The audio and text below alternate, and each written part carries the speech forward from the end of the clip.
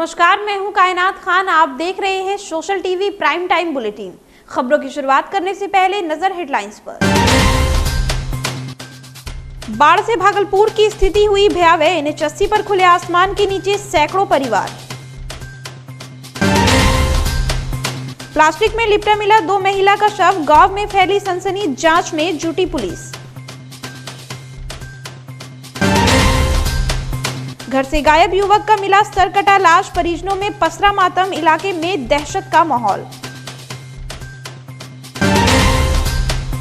और गांव में काल बनकर टूट रहा है बाढ़ का पानी। डूबने से एक युवक की हुई मौत।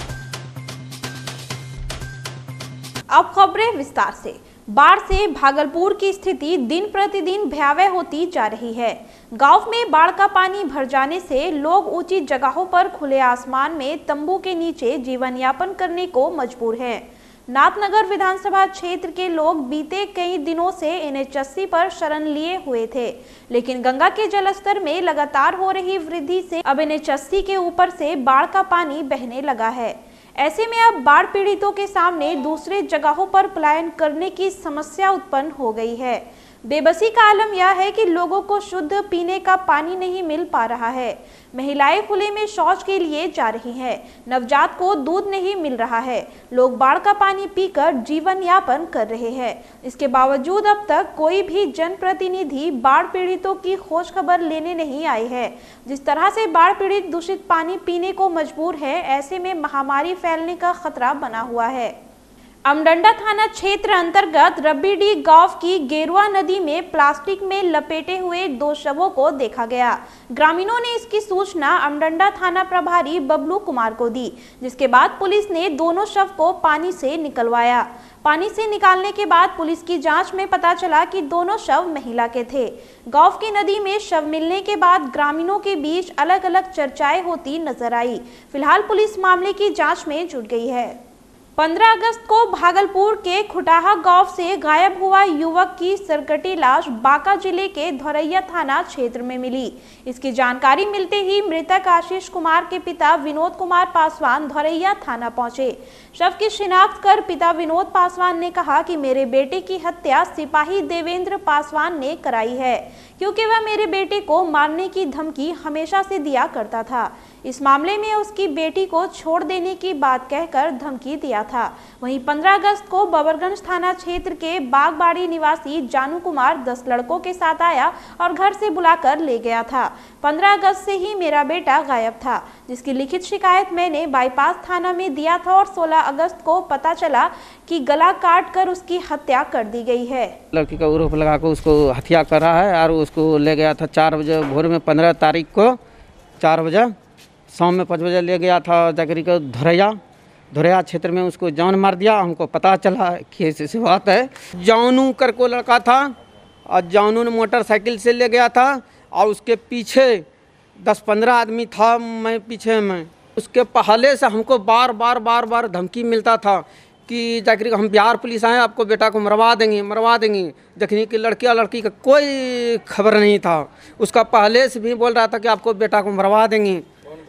देवेंद्र पासवान भी बोला था। उसका आवाज एक को है मुकेश पासवान और देव पासवान। सुल्तानगंज थाना क्षेत्र कुमारपुर गांव में बाढ़ के पानी में डूबने से एक युवक की मौत हो गई। मृतक की पहचान कुमारपुर निवासी संतोष पासवान के पुत्र ऋषि कुमार के रूप में हुई है। घटना की जानकारी मिलने पर घटनास्थल पर स्थानीय पुलिस CO शंभू शरण राय, वीडियो मनोज कुमार मुर्मू पहुंचे और SDRF की टीम को बुलाकर शव को खोजबीन करते हुए पानी से बाहर निकाला गया और पुलिस ने आवश्यक कार्रवाई करते हुए शव को पोस्टमार्टम के लिए भागलपुर मायागंज अस्पताल भेज दिया। सुल्तानगंज गंगटी गांव में बाढ़ राहत सामग्री को लेकर 2 पक्षों में जमकर मारपीट हुई। बाढ़ पीड़ित ने बताया कि वार्ड 12 के सभी लोग बाढ़ से प्रभावित है। सरकार के द्वारा पंचायत भवन में सामुदायिक किचन की व्यवस्था की गई है, जहां भोजन करने के लिए वार्ड 12 के ग्रामीणों के जाने पर लाठी डंडा से प्रहार कर मारपीट किया गया, जिसमें गांव की खुशबू देवी, अंजू देवी, माखो देवी, नीता देवी, सरिता देवी, विशो मंडल सहित अन्य लोग घायल हो गए। मारपीट की घटना के बाद आक्रोशित ग्रामीणों ने सड़क जाम कर दिया। ग्रामीणों ने बताया कि शाहबाद वार्ड 12 के ग्रामीण राशन बंटवारा करने की मांग कर रहे थे। नहीं देने देने पर मारपीट करने लगे और पंचायत भवन में रखे अनाज को भी बर्बाद करने पर उतारू हो गए।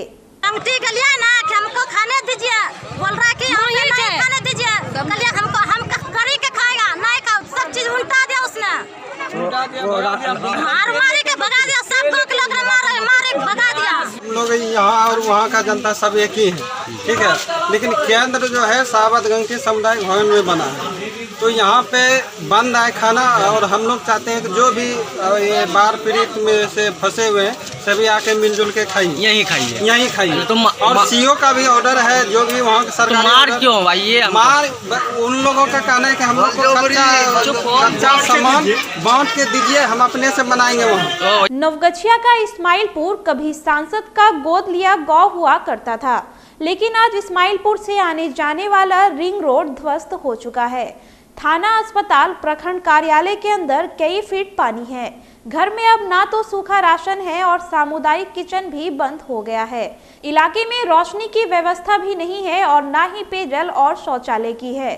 क्या इंसान और क्या जानवर सब के सब मरने के कगार पर है।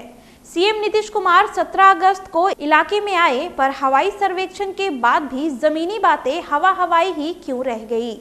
अंग प्रदेश का प्रसिद्ध लोक पर्व विषहरी पूजा कोरोना के कारण धूमधाम से नहीं मनाया गया। कोरोना के कारण नाथनगर, चंपानगर सहित शहर के कई मंदिरों में सांकेतिक रूप से पूजा की गई। वहीं कुछ मंदिरों में छोटी प्रतिमा स्थापित की गई। सरकारी गाइडलाइन को देखते हुए मंदिरों में सिर्फ पूजा समिति के द्वारा पूजा की गई, जबकि आम भक्तों के प्रवेश और डलिया चढ़ाने पर पूरी तरह प्रतिबंध रहा। सरकारी गाइडलाइन का पालन कराने को लेकर केंद्रीय विषहरी पूजा समिति के अध्यक्ष पूरी टीम के साथ शहर के विभिन्न पूजा स्थलों का भ्रमण करते दिखे। भागलपुर में गुप्त सूचना के आधार पर कजरेली के सैदपुर मोड़ से देर रात पुलिस व खनन विभाग के अधिकारी ने बालू माफिया के खिलाफ बड़ी कार्रवाई करते हुए सघन छापेमारी शुरू कर दी, जिससे बालू माफिया के बीच हड़कंप मच गया। छापेमारी में शामिल कजरेली से प्रशिक्षु डीएसपी डॉक्टर गौरव कुमार और खनन विभाग के अजीत कुमार ने अवैध बालू लदे 14 ट्रैक्टर जब्त कर लिया और मौके से चालक को गिरफ्तार कर लिया। बाकी चालक गाड़ी छोड़कर फरार हो गए। भागलपुर लोकसभा क्षेत्र के माननीय सांसद अजय कुमार मंडल ने भी बाढ़ प्रभावित क्षेत्र कदवा दियारा, खैरपुर कदवा व ढोलबज्जा पंचायतों का दौरा कर वहां के बाढ़ पीड़ितों से मिले, जहां लोगों ने सांसद से सूखा राशन, पशुओं का चारा, शुद्ध पेयजल, शौचालय एवं किसानों के फसल क्षतिपूर्ति की मांग की है। वहीं सांसद ने हर संभव मदद दिलाने की बात कह कदवा व ढोलबज्जा के बाढ़ पीड़ितों के बीच बुधवार के दिन सूखा राशन वितरण कराने को कहा। अभी तो आपके सामने सीआई साहब बोले हैं कि सूखा राशन कल से, तो इसे आश्वासन मिल रहा है कई दिन से सर, कब तक में? देखिए बात क्या था कि सामुदायिक किचन चलाने का, तो वो भी चल ही रहा है। और अब कुछ लोग जो घर से बाहर नहीं निकल पा रहे हैं, इनसे वहां तक अब सूखा राशन भी पहुंचाया जाएगा। देश के पहले राष्ट्रपति डॉक्टर राजेंद्र प्रसाद की पोती शारदा सहाय का 83 वर्ष की उम्र में भागलपुर स्थित आवास पर निधन हो गया। उन्होंने मंगलवार को अंतिम सांस ली।